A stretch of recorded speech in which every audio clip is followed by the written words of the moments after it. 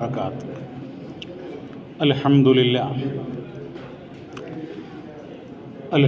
لله حمدا كثيرا طيبا مباركا فيه كما يحب ربنا جل وعلا. نحمده ونستعينه ونستغفره ونتوب إليه ونعوذ بالله من شرور أنفسنا ومن سيئات أعمالنا. من يهده الله فلا مضل له ومن يضلل فلن تجد له وليا مرشدا. أشهد أن لا إله إلا الله وحده لا شريك له وأشهد أن محمدا عبده ورسوله أرسله بالهدى ودين الحق ليظهره على الدين كله ولو كره المشركون. اللهم صل على محمد وعلى آل محمد كما صليت على إبراهيم وعلى آل إبراهيم إنك حميد مجيد. اللهم بارك على محمد وعلى آل محمد كما باركت على إبراهيم وعلى آل إبراهيم إنك حميد مجيد. أما بعد فإن خير الحديث كتاب الله وخير الهدي هدي محمد صلى الله عليه وسلم وشر الأمور محدثاتها وكل محدثة بدعة وكل بدعة ضلالة وكل ضلالة في النار. أعوذ بالله من الشيطان الرجيم. بسم الله الرحمن الرحيم. يا أيها الذين آمنوا اتقوا الله يا أيها الذين آمنوا اتقوا الله حق تقاته ولا تموتن إلا وأنتم مسلمون.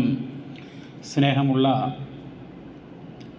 സഹോദരി സഹോദരങ്ങളെ, കരുണാമയനായ അർഹമുറാഹിമീനായ അല്ലാഹു സുബ്ഹാനഹു വ തആല അവൻ്റെ രക്ഷയും സമാധാനവും കൃപയും കാരുണ്യവും നമ്മിലെല്ലാം സദാ ചൊരിയുമാറാവട്ടെ.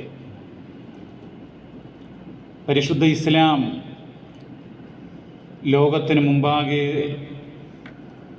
സമർപ്പിക്കുന്നത് നീതിയും നന്മയും എന്നുള്ള അതിമനോഹരമായ അതിപ്രധാനമായിട്ടുള്ള സന്ദേശമാണ്. നീതി എന്ന് പലരും പറയാറുണ്ട്.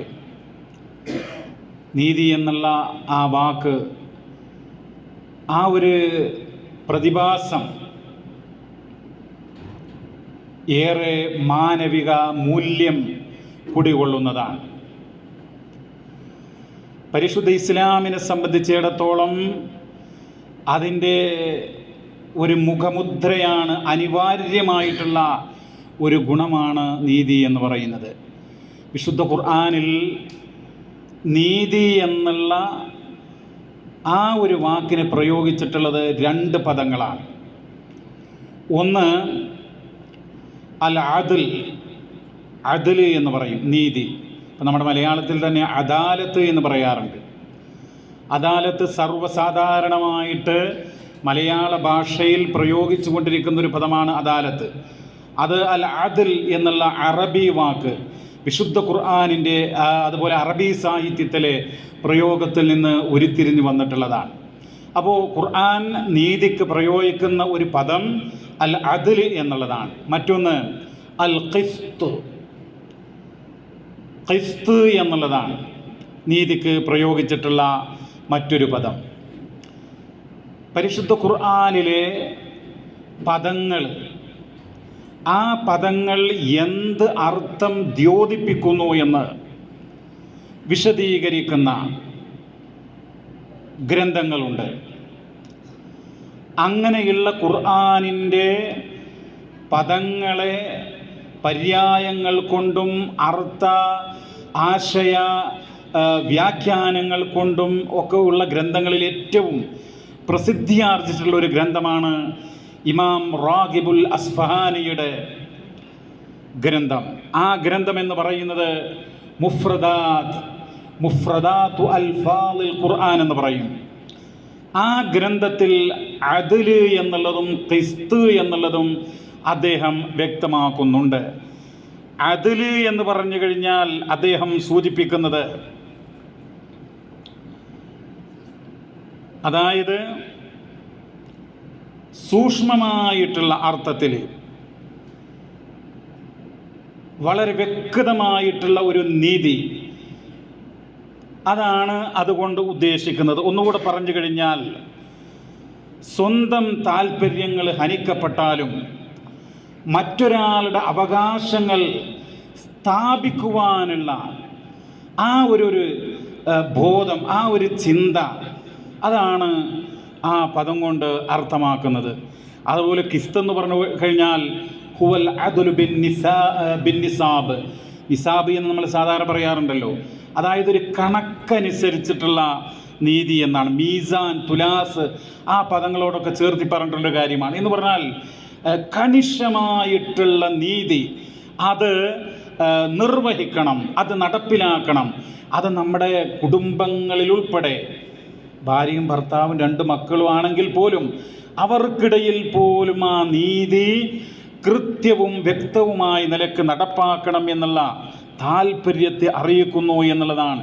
സഹോദരങ്ങളെ, നീതി, നന്മ എന്നൊക്കെ പറയുമ്പോൾ അത് മറ്റുള്ള ആളുകൾക്ക് അല്ലെങ്കിൽ മറ്റുള്ള പല പ്രത്യയശാസ്ത്രത്തിൻ്റെ ആളുകൾക്കുമൊക്കെ അല്ലെങ്കിൽ സമൂഹത്തിൽ പ്രവർത്തിച്ചു കൊണ്ടിരിക്കുന്ന ആയിരക്കണക്കിന് സംഘടനകളും കാര്യങ്ങളും ഒക്കെ ഉണ്ടല്ലോ, അവർക്കൊക്കെ നീതി, നന്മ എന്നുള്ളത് അവരൊക്കെ പ്രയോഗിക്കുന്ന അർത്ഥത്തിലല്ല ഇസ്ലാം. മറിച്ച് ഇത് അനിവാര്യമായിട്ടുള്ള, നിർബന്ധമായിട്ടുള്ള ഘടകങ്ങളാണ് ഒരു മുസ്ലിമിനെ സംബന്ധിച്ചിടത്തോളം എന്നുള്ളതാണ് നീതി, നന്മ. അതുകൊണ്ട് തന്നെ ലോകത്ത് വിശുദ്ധ ഖുർആൻ പറയുന്നത്, ലോക ചരിത്രത്തിൽ അമ്പിയാക്കൾ, വേദഗ്രന്ഥങ്ങൾ, അവ ഒക്കെ അവതരിപ്പിച്ചതിൻ്റെ, അല്ലാഹു തആല ആ പ്രവാചകന്മാരെ നിയോഗിച്ചതിൻ്റെ, വേദഗ്രന്ഥങ്ങൾ ഇറക്കിയതിൻ്റെ വിവിധ ലക്ഷ്യങ്ങളിൽ ഏറ്റവും മുഖ്യമായൊരു ലക്ഷ്യം നീതി നടപ്പാക്കുക എന്നുള്ളതാണ്. നീതിയെക്കുറിച്ച് ജനങ്ങളെ പഠിപ്പിക്കുക എന്നുള്ളതാണ്.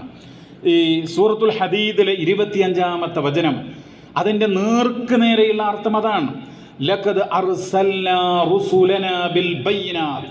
തീർച്ചയായും നമ്മുടെ ദൂതന്മാരെ വ്യക്തമായ ദൃഷ്ടാന്തങ്ങൾ കൊണ്ട് അയച്ചിട്ടുണ്ട്.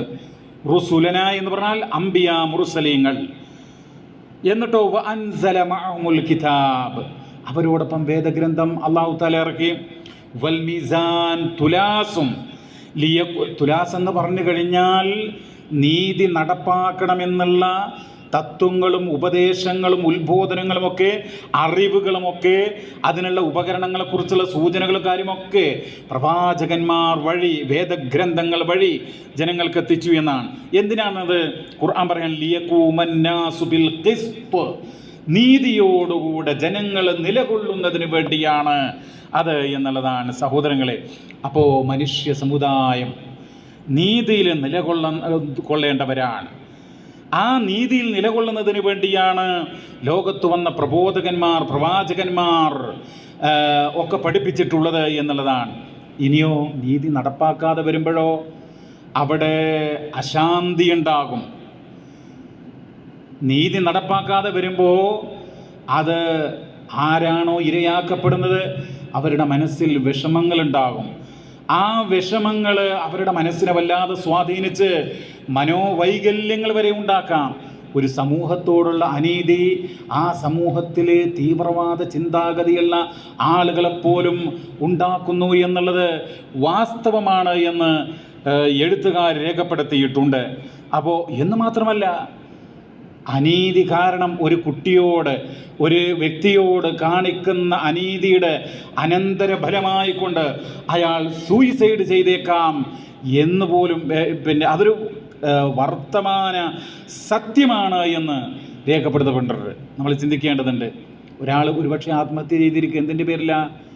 അയാളോട് മറ്റാരെങ്കിലും, ഒരുപക്ഷെ ബന്ധുക്കളായിരിക്കാം, ഒരുപക്ഷെ പിതാവായിരിക്കാം, ഒരുപക്ഷെ മാതാവോ അല്ലെങ്കിൽ ഭാര്യയോ ഒക്കെ ആയിരിക്കാം. അത് ആ അനീതിയുടെ ഫലമായിട്ട് ആയിരിക്കാം അയാളുടെ ആത്മഹത്യ എന്നുള്ളതാണ്. അപ്പോൾ അനീതി കാണിക്കുക അല്ലെങ്കിൽ നീതി കാണിക്കാതിരിക്കുക എന്നുള്ളത് വലിയ ദുരന്തങ്ങൾ പോലും വിളിച്ച് വരുത്തുന്നതാണ് എന്ന് നിങ്ങൾ നോക്കൂ. നമ്മളിപ്പോൾ ഒരു ഉമ്മ അല്ലെങ്കിൽ ഒരു ഉപ്പ കുട്ടികളിൽ ഒരാൾക്കൊരു വാച്ച് വാങ്ങിക്കൊടുക്കുകയാണ്. ഒരു വാച്ച് അത്ര വലിയ പണമൊന്നുമില്ല. അത് വാങ്ങിക്കൊടുക്കുമ്പോൾ മറ്റേ കുട്ടിക്ക് കൊടുത്തില്ല എങ്കിൽ ആ കുട്ടിയുടെ മനസ്സിൽ ഉരുണ്ടുകൂടുന്ന ദുഃഖത്തിൻ്റെ, വേദനയുടെ ആധിക്യം എത്രയായിരിക്കുമെന്ന് ചിന്തിക്കുക. ഞാൻ ഓർക്കുകയാണ്, ശ്രീലങ്കയിൽ നിന്നുള്ള ഒരു ഹൗസ് ഡ്രൈവർ കുറഞ്ഞ ശമ്പളത്തിൽ ജോലി ചെയ്യാൻ. അദ്ദേഹത്തിന് 2 പെൺകുട്ടികളാണ്. അദ്ദേഹം നാട്ടിൽ പോകുമ്പോൾ ഒരു കുട്ടിക്ക് വാങ്ങുന്ന സ്വർണം എന്ന് പറയുന്നത് എന്താ അറിയുന്നത്? ഒരു കുട്ടിക്ക് അദ്ദേഹം ഈ കാതിലിടുന്ന സ്റ്റഡ് എന്ന് പറയുന്ന സാധനം ഉണ്ടല്ലോ, 1 ഗ്രാം. നമ്മൾ ആലോചിക്കണം, ഈ പ്രവാസികളുടെയൊക്കെ കൂട്ടത്തിൽ അങ്ങനെയുള്ള ദുഃഖം ഉള്ള, ദുരിതമുള്ള, കഷ്ടപ്പാടുകളുടെ പാരമ്യത്തിൽ നിലകൊള്ളുന്ന ആളുകളുണ്ട്. ഞാൻ അങ്ങനെ ചിന്തിച്ചു, ഇപ്പം നമ്മളടുത്ത് കുറേ ഉണ്ടായിട്ടല്ല എങ്കിൽ പോലും നോക്കൂ, ഇങ്ങനെയും ആളുകൾ നമ്മുടെ കൂട്ടത്തിലുണ്ട് എന്ന് നമ്മൾ മനസ്സിലാക്കണം. അദ്ദേഹം 2 കൊല്ലം കഴിഞ്ഞ് നാട്ടിൽ പോകുമ്പോൾ തൻ്റെ 2 മക്കളിൽ ഒരാൾക്ക് കൊണ്ടുപോകുന്നത് ഒരു സ്റ്റഡ് മാത്രം, 1 ഗ്രാമാണത്. 1/2 ഗ്രാമിൻ്റെ 2 സ്റ്റഡുകൾ. അപ്പോൾ അദ്ദേഹത്തിന് അറിയാം ഇത് ശരിയല്ല. കാരണം മറ്റേ കുട്ടി, അദ്ദേഹത്തിൻ്റെ ചിന്ത മറ്റേ കുട്ടി ഉറങ്ങുമ്പോൾ ഇട്ട് കൊടുക്കാം, അല്ലെങ്കിൽ മറ്റേ കുട്ടിക്ക് എന്തെങ്കിലും കവറിങ് ആഭരണം ഉണ്ടല്ലോ അത് ഇട്ട് കൊടുക്കാമെന്നാണ്.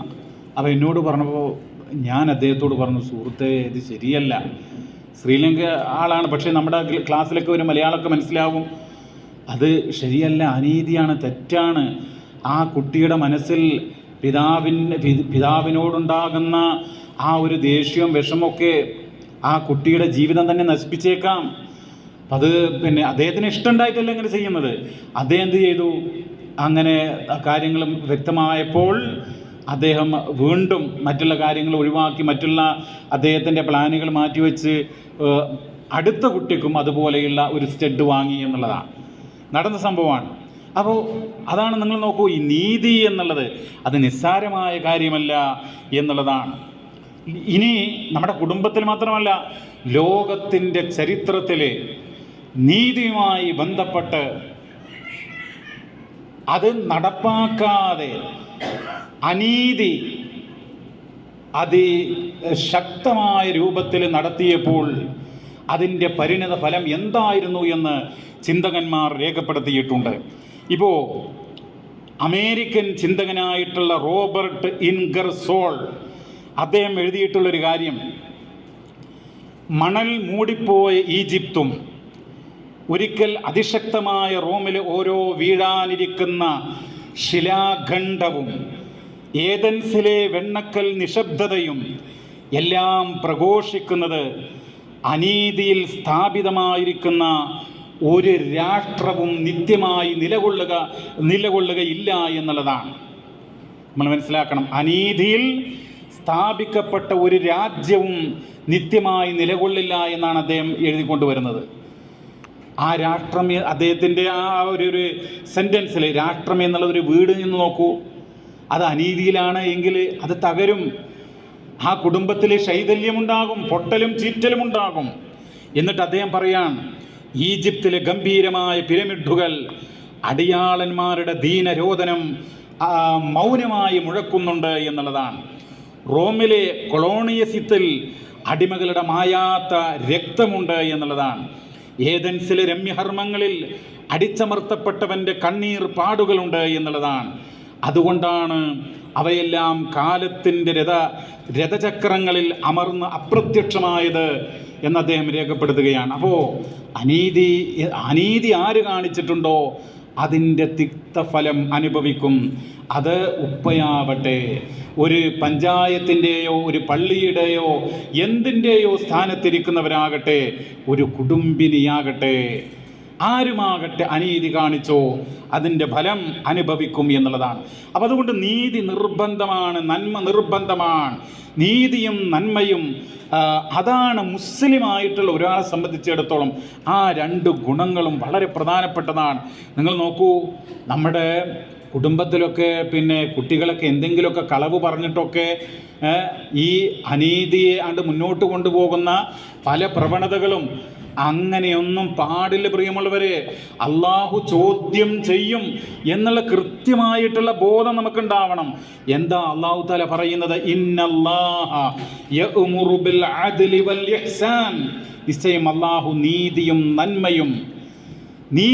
നന്മയും കൽപ്പിക്കുന്നു എന്നാണ്. അള്ളാഹുവിൻ്റെ കൽപ്പനയാണ്. നീ നീതി നിർവഹിക്കണം, നീ നന്മ ചെയ്യണം. അള്ളാഹുവിൻ്റെ കൽപ്പനയാണ്. സ്വന്തം മക്കളോട് മാത്രമല്ല, ശത്രുക്കളോട് പോലും, എതിരാളികളോട് പോലും നീതി കൽപ്പിക്കാൻ ഇസ്ലാം പഠിപ്പിക്കുന്നു എന്നുള്ളതാണ്. മഹാനായിട്ടുള്ള ഇമാം അഹ്മദ് തൻ്റെ മുസ്നദിൽ രേഖപ്പെടുത്തുന്ന ഒരു സംഭവമുണ്ട്. മദീനയുടെ അപ്പുറം ഖൈബർ എന്ന് പറയുന്ന പ്രദേശത്ത് ജൂതന്മാരായിരുന്നു. ആ ജൂതന്മാരുടെ അടുക്കൽ നിന്ന് നികുതി, അതുപോലെ തന്നെ മറ്റുള്ള ഗവൺമെൻറ്റിന് വേണ്ടിയുള്ള ക്യാഷ് അത് ശേഖരിക്കുന്നതിന് വേണ്ടി മഹാനായിട്ടുള്ള അബ്ദുല്ലാഹ് ബിൻ റവാഹ് റളിയല്ലാഹു തആല അൻഹു നിയോഗിതനായപ്പോൾ ആ നികുതി ഒന്ന് കുറച്ച് കിട്ടാൻ വേണ്ടിയിട്ട് അദ്ദേഹത്തിന് കൈക്കൂലി കൊടുക്കാൻ വേണ്ടിയിട്ട് ജൂതന്മാർ ശ്രമിച്ചു. ജൂതന്മാർ കൈക്കൂലി കൊടുക്കാനായിട്ട് ശ്രമം നടത്തി.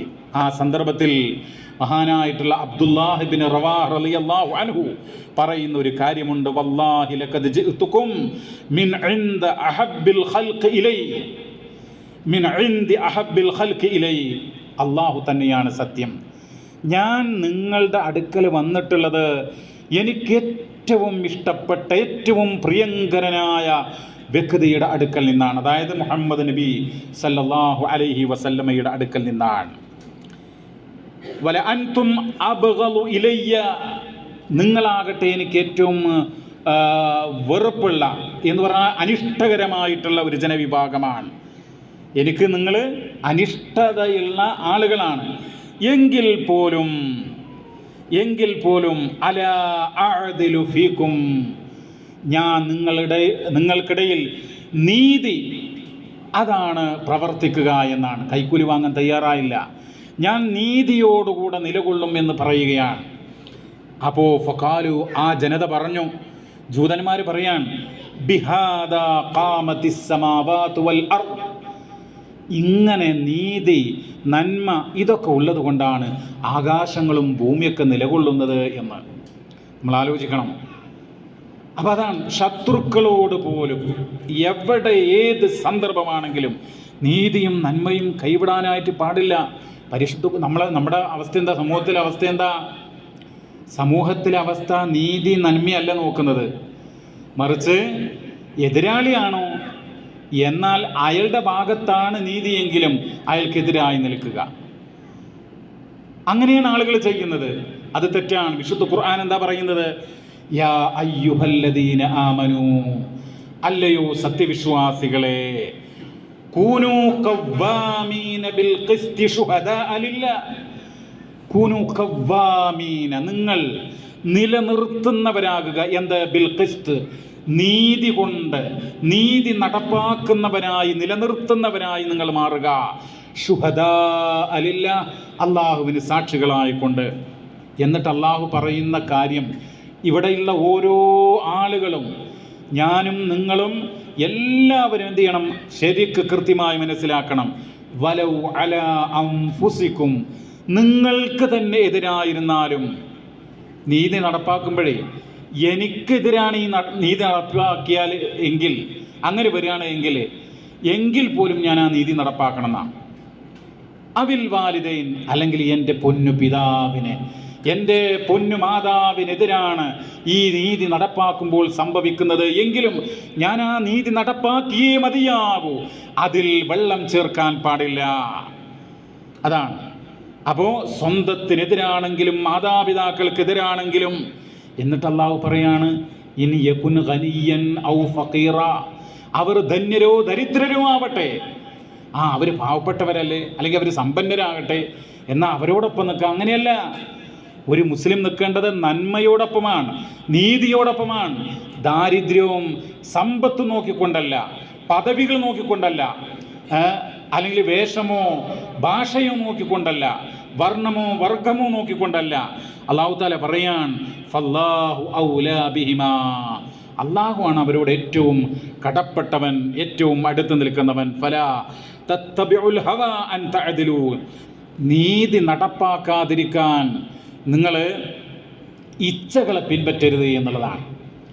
അപ്പോൾ തന്നിഷ്ടങ്ങളെ പിൻപറ്റിക്കൊണ്ട് അനീതി പ്രവർത്തിക്കരുത് എന്ന് വ്യക്തമായിക്കൊണ്ട് വിശുദ്ധ ഖുർആൻ പറയുകയാണ്. അതുകൊണ്ട് പ്രിയമുള്ളവരെ, നമ്മൾ എന്ത് ചെയ്യണം? നമ്മുടെ ഓരോ രംഗങ്ങളിൽ, ഇപ്പം നമ്മളൊക്കെ എന്ത് നീതി ചെയ്യാനാണ്, അല്ലെങ്കിൽ നമുക്കെന്താണ് ഇത് ബാധകം, ഞാനൊരു പ്രസിഡൻ്റല്ല അല്ലെങ്കിൽ ഒരു ഭരണകർത്താവല്ല എന്നൊക്കെ തോന്നിയേക്കാം. അങ്ങനെയല്ല. നമ്മുടെ കുടുംബത്തിൽ നമുക്കൊക്കെ നീതി ചെയ്യേണ്ടുന്ന, നന്മ ചെയ്യേണ്ടുന്ന നൂറുകണക്കിന് അവസരങ്ങളുണ്ട്. ആ ഓരോ അവസരങ്ങളിലും നമ്മൾ നീതിയും നന്മയും അത് പാലിച്ചേ മതിയാകൂ എന്നുള്ളതാണ്. ഇപ്പോൾ ഭരണരംഗത്തെക്കുറിച്ച് വിശുദ്ധ ഖുർആൻ പറയുന്നത് സൂറത്തുൽ മാഇദ 42 പറയുക, വഇൻ ഹകംത ഫഹ്കും ബൈനഹും ബിൽ ഖിസ്ത്, നീ ഭരിക്കുകയാണെങ്കിൽ, വിധി നടപ്പാക്കുകയാണെങ്കിൽ, നീതി പീഠത്തിൽ ഇരുന്നു കൊണ്ട്, നീതിയുടെ തുലാസ് കൊണ്ട് ഒരു പ്രശ്നത്തിൽ ജനങ്ങൾക്കിടയിൽ നീ വിധി കൽപ്പിക്കുകയാണെങ്കിൽ ഫഹ്കും ബൈനഹും ബിൽ ഖിസ്ത്, നീതി കൊണ്ട് നീ ആ കാര്യം തീർപ്പാക്കുക എന്നാണ്. ഇന്നല്ലാഹ യുഹിബ്ബുൽ മുഖ്സിതീൻ, അല്ലാഹു നീതിപാലകന്മാരെ ഇഷ്ടപ്പെടുന്നു എന്നാണ്. ഖലീഫ ഉമർ റളിയല്ലാഹു അൻഹുവിനെ കുറിച്ച് നിരവധി സംഭവങ്ങളും ചരിത്രങ്ങളും കഥകളും യഥേഷ്ടം കേട്ടവരാണ് നമ്മൾ. അദ്ദേഹവുമായി ബന്ധപ്പെട്ട സംഭവങ്ങളിൽ ഏറ്റവും പ്രധാനപ്പെട്ട ഒരു കാര്യമുണ്ട്. അദ്ദേഹം ഇസ്ലാമിക സാമ്രാജ്യത്തിൻ്റെ ഭരണകർത്തവ്യം ഏറ്റെടുക്കുന്ന ഘട്ടത്തിൽ ജനങ്ങളോടൊരു കാര്യം പറഞ്ഞു, അയ്യുഹന്നാസ് മൻ റആ മിൻകും ഫീ വിജാജൻ ഫലിയുഖവ്വിമു, അതായത് ജനങ്ങളെ, നിങ്ങളുടെ കൂട്ടത്തിൽ ആരെങ്കിലും എന്നിൽ ഒരു അനീതി കണ്ടാൽ, തിന്മ കണ്ടാൽ അതവൻ ശരിയാക്കണം എന്ന് പറയുകയുണ്ടായി. ഫഖാമ ലഹു റജുലുൻ, അപ്പോൾ ഒരാൾ എഴുന്നേറ്റു. ഉമർ റളിയല്ലാഹു അൻഹുവിൻ്റെ മുമ്പിലാണ് എഴുന്നേൽക്കുന്നത്.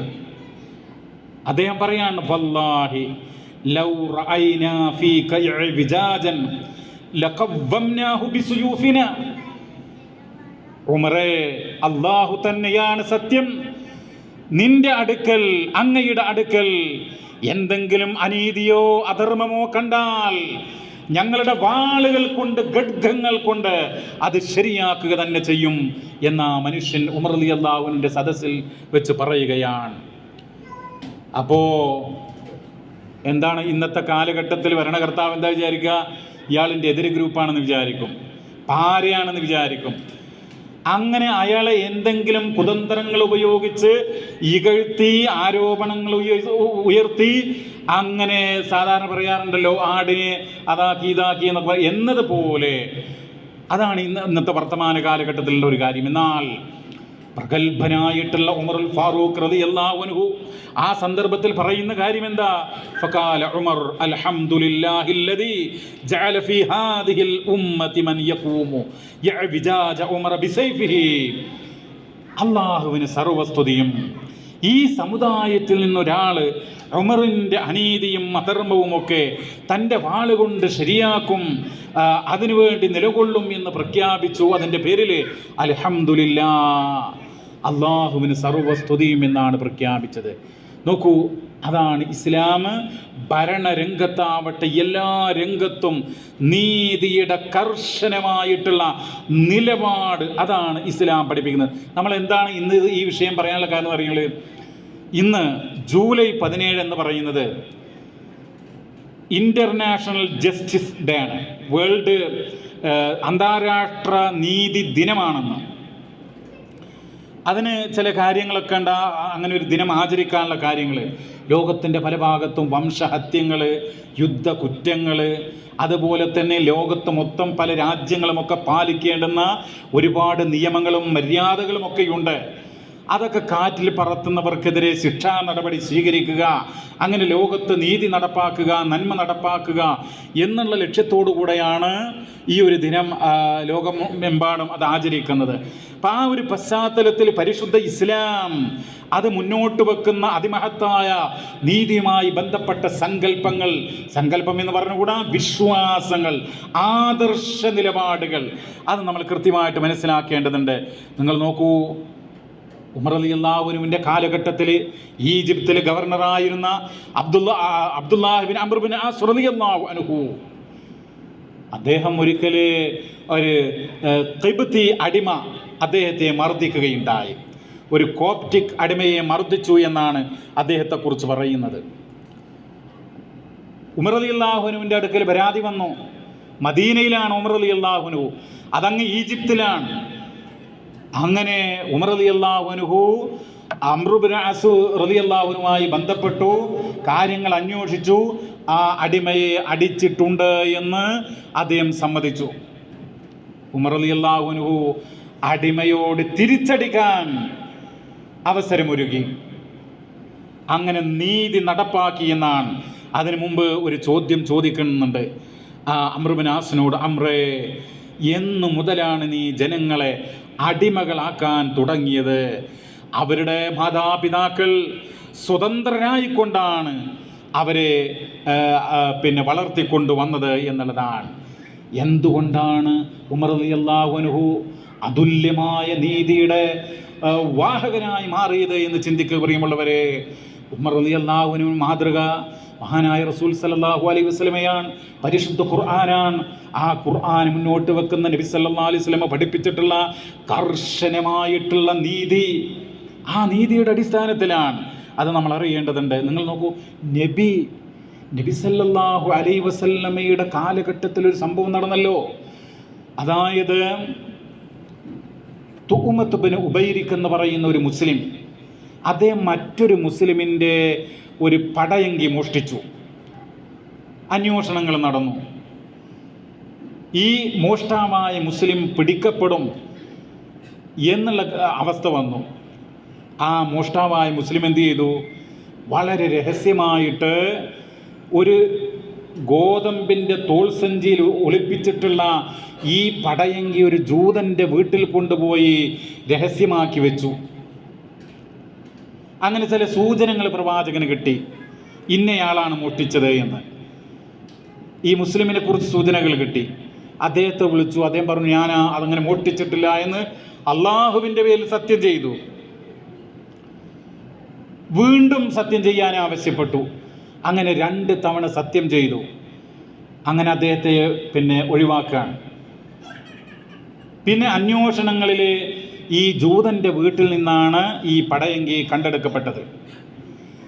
അങ്ങനെ കണ്ടെടുക്കപ്പെട്ടപ്പോൾ പ്രവാചകൻ സല്ലല്ലാഹു അലൈഹി വസല്ലമ ആ പ്രശ്നത്തിൽ വിധി കൽപ്പിക്കാൻ പോകാൻ. പ്രത്യക്ഷത്തിലുള്ള തെളിവാർക്കെതിരാണ്? ജൂതനെതിരാണ്. ജൂതനെതിരായിട്ട് റസൂൽ സല്ലല്ലാഹു അലൈഹി വസല്ലമ വിധിക്കുകയാണ്. ആ വിധി വന്ന സന്ദർഭത്തിൽ നബി സല്ലല്ലാഹു അലൈഹി വസല്ലമ ജൂതനെതിരായി വിധിച്ച സന്ദർഭത്തിൽ, നബി അങ്ങനെ വിധിക്കാനുള്ള കാരണം എന്താ? അദ്ദേഹത്തിനെതിരാണ് തെളിവുകൾ. അദ്ദേഹത്തിൻ്റെ വീട്ടിൽ നിന്നാണ് കണ്ടെടുക്കപ്പെട്ടത്. മോഷ്ടാവാണ് എന്ന് സംശയമുണ്ടായിരുന്ന മുസ്ലിമായ വ്യക്തി സത്യം ചെയ്തുകൊണ്ട് ആവർത്തിച്ചുകൊണ്ട് ഞാൻ മോഷ്ടിച്ചിട്ടില്ല എന്ന് പറയുകയും ചെയ്തു. നബി വിധിച്ചു. പരിശുദ്ധ ഖുർആനിലെ 4-ാം അധ്യായമായ സൂറത്തു നിസായിലെ 105 മുതൽ 112 വരെ നിങ്ങൾ വല്ലപ്പോഴും ആ ഭാഗം ഒന്ന് എടുത്ത് വായിച്ചു നോക്കണം. സൂറത്തു നിസായിലെ 105 മുതൽ 112 വരെയുള്ള ആയത്തുകൾ ആ ഒരൊറ്റ വിഷയത്തിലാണ് അവതീർണമായത്. നമ്മൾ ആലോചിക്കും, നബിയെ തിരുത്താൻ, മുഹമ്മദ് നബിയെ അള്ളാഹു തിരുത്താൻ. നബിയെ നീ വിധിച്ചത് ശരിയല്ല, ഇവിടെ കുറ്റക്കാരൻ മുസ്ലിമാണ്. നിങ്ങൾ നോക്കൂ, നമ്മളൊരു അനീതി മുസ്ലിങ്ങളുടെ ഭാഗത്ത് കണ്ടാൽ മുസ്ലിങ്ങൾക്കെതിരായി നിലകൊള്ളണം നമ്മൾ. അത് മോഷ്ടാക്കൾ മുസ്ലിങ്ങളാണ്, നമ്മൾ മുസ്ലിങ്ങളാണ്, അപ്പം മുസ്ലിങ്ങളോടൊപ്പം നിൽക്കുക. അങ്ങനെയല്ല, സത്യവും നീതിയും എവിടെയാണോ അവിടെ നിൽക്കണം. അത് മുസ്ലിങ്ങളാണ്, ഞങ്ങളുടെ തറവാട്ടുകാരാണ്, ഞങ്ങളുടെ കുടുംബമാണ്, ഞങ്ങളുടെ ഭാര്യ വീട്ടുകാരാണ്, ആ രൂപത്തിലല്ല.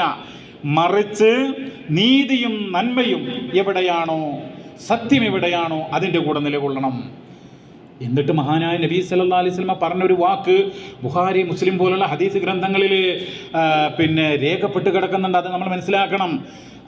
നബി പറഞ്ഞു, കൂട്ടരെ, നിങ്ങൾ ഓരോ പ്രശ്നങ്ങളുമായി കൊണ്ട് എൻ്റെ അടുക്കൽ വിധി കൽപ്പിക്കാൻ വേണ്ടിയിട്ട് വരുന്നു, വിധി തീർപ്പാക്കാൻ വേണ്ടി വരുന്നു. ഓരോ ആളുകളും അവരുടെ വാചാലതകൾ കൊണ്ട് കാര്യങ്ങൾ അവതരിപ്പിക്കുന്നു. ഞാനാവട്ടെ പ്രത്യക്ഷത്തിലുള്ള തെളിവിൻ്റെ വെളിച്ചത്തിലാണ് വിധി കൽപ്പിക്കുന്നത്. നിങ്ങൾ അറിയണം, എൻ്റെ വിധിയുടെ അടിസ്ഥാനത്തിൽ മറ്റൊരു മനുഷ്യൻ്റെ ഹക്ക് ആരെങ്കിലും അന്യായമായി കൊണ്ടെടുക്കുകയാണെങ്കിൽ അവൻ നരകത്തിൻ്റെ ഒരു കഷ്ണമാണ് എടുത്തുകൊണ്ടു പോകുന്നത് എന്ന് നബി സല്ലല്ലാഹു അലൈഹി വസല്ലം പറയുകയുണ്ടായി. നബിക്ക് മറഞ്ഞ കാര്യം അറിയില്ലല്ലോ, അദൃശ്യം അറിയില്ലല്ലോ, ഇതിലെന്താണ് സത്യമെന്നറിയില്ലല്ലോ. പിന്നെ നബിക്ക് എന്താ കഴിയുക? പ്രത്യക്ഷത്തിലുള്ള തെളിവിൻ്റെ വെളിച്ചത്തിൽ കാര്യങ്ങൾ വിധിക്കാൻ. അങ്ങനെയാണ് വിധിച്ചാലും ശരി, നിങ്ങൾക്ക് കിട്ടുന്നത്, എൻ്റെ വിധി നിമിത്തം നിങ്ങൾക്ക് കിട്ടുന്നത് മറ്റൊരുത്തൻ്റെ ഹക്കാണെങ്കിൽ, അവൻ്റെ അവകാശമാണെങ്കിൽ, അവൻ അർഹതപ്പെട്ടതാണെങ്കിൽ നിങ്ങൾ കൊണ്ടുപോകുന്നത് എന്താ? നരകത്തിൻ്റെ കഷ്ണമാണ് എന്ന് നബി സല്ലല്ലാഹു അലൈഹി വസല്ലം പറഞ്ഞു എന്നുള്ളതാണ്. അപ്പോൾ അതാണ് നീതിയുടെ ഇങ്ങനെ എന്തെല്ലാം സംഭവങ്ങൾ. സഹോദരങ്ങളെ, നിങ്ങൾ നോക്കൂ, ഇത് ഇവിടെ മാത്രമല്ല, മഖ്സൂമിയ ഗോത്രക്കാരിയുടെ മോഷണ സംഭവം നമ്മൾ എപ്പോഴും കേൾക്കുന്നതാണ്. ഞാൻ ഈ സന്ദർഭത്തിൽ അത് ആവർത്തിക്കുന്നില്ല. ആ സംഭവങ്ങളുടെ ചുരുക്കം എന്ന് പറയുന്നത്, മഖ്സൂമിയ ഗോത്രക്കാരി മോഷണം നടത്തിയപ്പോൾ ഖുറൈശികൾക്കൊക്കെ അപമാനമായി അവളെ ശിക്ഷയ്ക്ക് വിട്ടുകൊടുക്കരുത് എന്ന് അവർ തീരുമാനിക്കുകയുണ്ടായി. അതിനുവേണ്ടി പല ശ്രമങ്ങൾ നടത്തുകയാണ്. എന്ത് ചെയ്യും, അവളെ രക്ഷിക്കാൻ എന്ത് ചെയ്യും എന്നവരാലോചിച്ചു.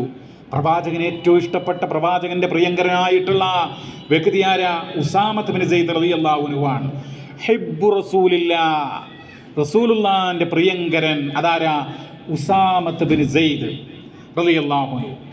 അങ്ങനെ ഉസാമ റളിയല്ലാഹു അൻഹുവിനോട് ആളുകൾ കൂടിച്ചേർന്ന് പറഞ്ഞു, നമ്മുടെ ഗോത്രത്തിലൊരു സ്ത്രീയാണ്, അതുകൊണ്ട് അവളെ വെറുതെ വിടണം, ഒന്ന് റെക്കമെൻഡ് ചെയ്യണമെന്ന് എന്ത് ചെയ്തു?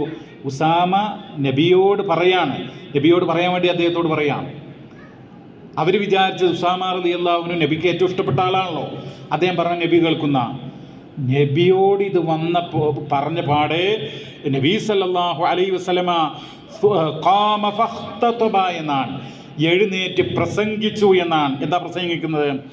അതശ്ഫൗ ഫീ ഹദ്ദിൻ മിൻ ഹുദൂദില്ലാഹ്, അല്ലാഹുവിൻ്റെ നിയമങ്ങൾ, ആ നിയമങ്ങൾ ലംഘിക്കണമെന്നാണോ നീ ശുപാർശ നടത്തുന്നത് എന്നാണ്. എന്നിട്ട് പറഞ്ഞു, ജനങ്ങളെ, അയ്യുഹന്നാസ് ഇന്നമാ അഹ്ലക്കല്ലദീന മിൻ ഖബ്ലികും അന്നഹും കാനൂ ഇദാ സറക ഫീഹിം ശരീഫു തർഖു. അതായത് ചുരുക്കം എന്ന് പറയുന്നത്, മുൻഗാമികളിൽ മാന്യന്മാർ മോഷ്ടിച്ചാൽ അവരെ ശിക്ഷ കൊടുക്കാതെ വെറുതെ വിടും. ദുർബലന്മാർ, പാർശ്വവൽക്കരിക്കപ്പെട്ടവർ, അവർ മോഷണം നടത്തിയാലോ അവർക്കെതിരെ ശിക്ഷാ നടപടി സ്വീകരിക്കും. ഇങ്ങനെയായിരുന്നു മുമ്പുള്ള ആളുകൾ. അതുകൊണ്ടാണ് അവർ നശിച്ചത്. അതുകൊണ്ട് അല്ലാഹു തന്നെയാണ് സത്യം. ലൗ അന്ന ഫാത്തിമത ബിന്ത് മുഹമ്മദ് സറഖത് ലഖതഅതു യദഹാ, മുഹമ്മദിൻ്റെ പുത്രി ഫാത്തിമയെങ്ങാനും മോഷ്ടിച്ചാൽ അവളുടെ കരം ഞാൻ ഛേദിക്കുമെന്നാണ്. അപ്പോൾ ഇസ്ലാമിൻ്റെ നീതി എന്ന് പറയുന്നത് വെറുതെ പ്രസംഗിക്കാനോ അല്ലെങ്കിൽ അതിങ്ങനെ കേട്ടുപോകാനോ അല്ല. നമ്മുടെ ജീവിതത്തിൽ ഞാൻ നിങ്ങൾക്ക് മറ്റൊരു സംഭവം പറയാം. അപ്പോൾ നമ്മളൊക്കെ കുട്ടികളുണ്ടല്ലോ, നബിയുടെ കാലത്ത് നബിയുടെ കൂടെ ഒരാളിരിക്കുകയാണ്, ഒരു മനുഷ്യൻ. അപ്പോൾ ആ മനുഷ്യൻ്റെ ഒരു ആൺകുട്ടി വന്നു. ആൺകുട്ടി വന്നപ്പോൾ ആ കുട്ടിയെ എടുത്ത് ഉമ്മ വെച്ചു, തൻ്റെ മടിയിലിരുത്തി. ഒരല്പം കഴിഞ്ഞൊരു പെൺകുട്ടി വന്നു, അദ്ദേഹത്തിൻ്റെ മോൾ തന്നെയാണ്. ആ കുട്ടിയെ ഇടത് ഭാഗത്തിരുത്തി, ഉമ്മ കൊടുത്തില്ല, മടിയിലിരുത്തിയില്ല. ആ ഹദീസ് വായിക്കുകയാണെങ്കിൽ അതിൻ്റെ ആധികാരികതക്ക്, അനസ് ഇബ്നു മാലിക് റളിയല്ലാഹു അൻഹു കാന മഅ റസൂലില്ലാഹി സ്വല്ലല്ലാഹു അലൈഹി വസല്ലം റജുലുൻ ഫജാഅ ഇബ്നുൻ ലഹു. കണ്ടോ, റസൂൽ സല്ലല്ലാഹു അലൈഹി വസല്ലമയുടെ കൂടെ ഒരാളുണ്ടായിരുന്നു, അദ്ദേഹത്തിന് ഒരു മകൻ. ആ മകന് വന്നു, ഫജാഅ ഇബ്നുൻ ലഹു, മകന് വന്നു. ഫഖബ്ബലഹു, ആ കുട്ടിയെ എടുത്ത് ഉമ്മ വെച്ചു. വഅജ്ലസഹു അലാ ഫഖദിഹി, തൻ്റെ തുടയിൽ, അതായത് മടിയിൽ വെച്ചു എന്നുള്ളതാണ്. സുമ്മ ജാഅത് ബിൻതുൻ ലഹു, പിന്നീട് എന്ത് ചെയ്തു? അദ്ദേഹത്തിൻ്റെ മോള് വന്നു, മകള് വന്നു. ഫഅജ്ലസഹ ഇലാ ജംബിഹി, സൈഡിലിരുത്തി. നബി എന്താ ചോദിച്ചറിയോ? ഖാല ഫഹല്ല അദൽത ബൈനഹുമാ, നിനക്ക് നീതി കാണിച്ചുകൂടായിരുന്നോ എന്നാണ്. അപ്പോൾ നമ്മളൊക്കെ എത്ര അനീതി കാണിക്കുന്നവരായിരിക്കും. ഇത് മാത്രം നിങ്ങൾക്കറിയോ? ഈ കഴിഞ്ഞ ഹജ്ജ്, അതിന് മുമ്പൊരു കുടുംബത്തിൽ ആ മക്കൾ ഹജ്ജിന് പോവുകയാണ്, ഭാര്യയും ഭർത്താവും. മാതാവിനോട് ബന്ധം ക്ലിയർ ആയിട്ടില്ല. അപ്പം എങ്ങനെയാണ് പറഞ്ഞു പോകുക? എന്താ കാരണം? അവർക്ക് ഈ മാതാവ് മുമ്പെന്നോ മക്കൾക്കിടയിൽ ഒരു 10-65 ലക്ഷത്തിൻ്റെ വീട് വിറ്റപ്പോൾ ആ തുക 2-3 വീടുണ്ടായിരുന്ന അതിൽ 65 ലക്ഷത്തിൻ്റെ ഒരു വീട് വിറ്റപ്പോൾ മക്കൾക്കിടയിൽ ആ പണം തുല്യമായി ഭാഗിച്ചിട്ടില്ല എന്നുള്ളതിൻ്റെ പേരിൽ മാതാവിനോട് വിരോധം. അതാ അനീതി കാണിച്ചപ്പോൾ അതിനോടുള്ളൊരു വിഷമമാണ്. എന്നിട്ട് ഈ മക്കൾ ഇങ്ങനെ വേണ്ട ബന്ധമല്ല, കാര്യമായിട്ട് പോക്കും വരവുമില്ല, അന്വേഷണങ്ങളില്ല. വിശേഷ ദിവസങ്ങളുണ്ടല്ലോ, പെരുന്നാൾ, നോമ്പുതുറ, അതുപോലെ കല്യാണം, ഇതിനൊക്കെ വേണ്ടത്ര ബന്ധങ്ങളില്ല. അങ്ങനെ പ്രിയമുള്ളവരെ, ഹജ്ജിന് ഈ മകനും ഭാര്യയൊക്കെ പോവുക, ആ സമയത്ത് ഉമ്മയോട് പറയണ്ടേ? പറയാതെ പോകാൻ പറ്റുമോ? അതാണ് സംശയം. നമ്മൾ ആലോചിച്ച് നോക്കണം നമ്മുടെ സമൂഹത്തിൻ്റെ അവസ്ഥ. ഇവിടെ എന്താ ഈ ഹദീസിൽ എന്താ പഠിപ്പിക്കുന്നത്? ഒരു കുട്ടിയെ മടിയിലിരുത്തിയില്ല, അതിന് സൈഡിലിരുത്തി. ഒരു കുട്ടിയെ ചുംബിച്ചില്ല, സൈഡിലിരുത്തി. അതിൻ്റെ പേരിൽ നിനക്ക് നീതി കാണിച്ചുകൂടായിരുന്നോ എന്ന് റസൂൽ സല്ലല്ലാഹു അലൈഹി വസല്ലം ചോദിക്കുമ്പോൾ എന്താണ്, എത്രമാത്രം അപകടകരമാണ് നമ്മുടെ അവസ്ഥയായി നമ്മൾ ചിന്തിക്കുക. പ്രിയമുള്ളവരെ, നമ്മുടെ സമൂഹത്തിലുള്ള അവസ്ഥ ഏതാണ്? അപ്പോൾ ഇങ്ങനെ ഒട്ടേറെ ഉദാഹരണങ്ങളും സംഭവങ്ങളുമൊക്കെ നമ്മുടെ മുമ്പിൽ കാണാം. നീതി എന്ന് പറയുന്നത് ഇസ്ലാമിൽ വമ്പിച്ച മഹത്വമുള്ള കാര്യമാണ്. നബി സല്ലല്ലാഹു അലൈഹി വസല്ലമ പറഞ്ഞിട്ടുള്ളത്, നീതി കാണിക്കുന്ന ആളുകൾ മക്കൾക്കിടയിൽ മാത്രമല്ല. ഇപ്പോൾ നമ്മളൊരു സമ്മാനം കൊടുക്കുന്നതുമായി ബന്ധപ്പെട്ട് ഇസ്ലാമിക പണ്ഡിതന്മാർ സവിസ്തരം രേഖപ്പെടുത്തിയിട്ടുണ്ട്. ഇപ്പോൾ എന്ത് ചെയ്യും? ഇപ്പം നമ്മുടെ നാട്ടിൽ തന്നെ ചില ആളുകൾ എന്ത് ചെയ്യുന്നു അറിയോ? ഒരാൾ പറയാണ് വാപ്പാനോട് എനിക്ക് വീട് കയറ്റണം. അപ്പോൾ അയാൾക്ക് എന്ത് ചെയ്യുന്നു? ഒരു 10 സെൻറ്റ് സ്ഥലം കൊടുക്കാൻ. അടുത്ത ആൾ ഒരു 4 വർഷം 3 വർഷം കഴിഞ്ഞിട്ട് അയാൾക്ക് വീട് വെക്കണം. അപ്പോൾ അയാൾക്ക് എന്താണ്? 8 സെൻറ്റോ 7 സെൻറ്റോ കൊടുക്കുകയാണ്, അല്ലെങ്കിൽ 5 സെൻറ്റ് കൊടുക്കാൻ. അനീതി വന്നില്ലേ? അപ്പോൾ ഇതൊക്കെ ആ കുടുംബത്തിനിടയിൽ പ്രശ്നങ്ങളുണ്ടാക്കും. അപ്പോൾ ഇങ്ങനെ എത്രയോ ഉദാഹരണങ്ങൾ നമ്മുടെ മുമ്പിലുണ്ടാകും. ഇത്തരം അനീതികൾ നമ്മുടെ ജീവിതത്തിൽ, നമ്മുടെ കുടുംബത്തിൽ വരാതിരിക്കാനുള്ള തികഞ്ഞ ജാഗ്രത നമ്മൾ കാണിക്കണം. നീതി എന്ന് പറയുന്നത് എത്രയോ ആയത്തുകൾ, 1-2 ആയത്തുകളല്ല, ഡസൻ കണക്കിന് ആയത്തുകളാണ് ഖുർആനിലുള്ളത്. നിങ്ങൾ നോക്കൂ, 7:29, അതായത് സൂറത്തു ആറാഫ് 29 പറയുന്നത്, കുൽ അമറ റബ്ബി ബിൽ ഖിസ്ത്. എന്താ അർത്ഥം? കുൽ, നീ പറയുക, അമറ റബ്ബി, എൻ്റെ രക്ഷിതാവ് എന്നോട് കൽപ്പിച്ചിരിക്കുന്നു, ബിൽ ഖിസ്ത്, സമ്പൂർണമായ നീതി നിർവഹിക്കുവാൻ. ആവർത്തിച്ചുകൊണ്ട് പറയാണ് എത്രയോ വചനങ്ങൾ. അപ്പം അതുകൊണ്ട് പ്രിയമുള്ളവരെ, നീതി എന്നുള്ളത് ഇസ്ലാമിൽ വമ്പിച്ച പ്രാധാന്യമാണ്. അള്ളാഹുവിൻ്റെ റസൂൽ നീതി കാണിക്കുന്ന ആളുകൾക്ക് പരലോകത്തുണ്ടാകുന്ന ഏറ്റവും മനോഹരമായിട്ടുള്ള ആ ദർജയെക്കുറിച്ച് പറഞ്ഞിട്ടുണ്ട്. ഇന്നൽ മുഖ്സിതീന ഇൻദല്ലാഹി അലാ മനാബിറ മിൻ നൂരിൻ അൻ യമീനിർ റഹ്മാനി അസ്സ വജൽ. ഉന്നതനും പ്രതാപവാനുമായ പരമകാരുണികനായിട്ടുള്ള പടച്ച റബ്ബിൻ്റെ വലതുഭാഗത്ത് പ്രകാശത്തിൻ്റെ വേദിയിലായിരിക്കും, നൂറിൻ്റെ പ്രകാശത്തിൻ്റെ വേദിയിലായിരിക്കും നീതി നിർവഹിക്കുന്നവർ, നീതി പാലകന്മാർ, നീതിയോടുകൂടെ നിലകൊള്ളുന്നവർ എന്നുള്ളതാണ്. ഒരുപാട് കുടുംബങ്ങളിലെ വേദന കൊണ്ട് കണ്ണീര് പൊഴിച്ചുകൊണ്ടിരിക്കുകയാണവർ, ബന്ധങ്ങൾ, അതുകൊണ്ട് മാനസികമായി തകർന്നു പോയിട്ടുള്ള ആളുകൾ. അപ്പോൾ ചുരുക്കത്തിൽ പറയാനുള്ളത്, പ്രിയമുള്ളവരെ, നമ്മൾ നീതി പാലിക്കണം. നമുക്കറിയാം, അള്ളാഹുവിൻ്റെ അർശിൻ്റെ തണൽ കിട്ടുന്ന 7 വിഭാഗം,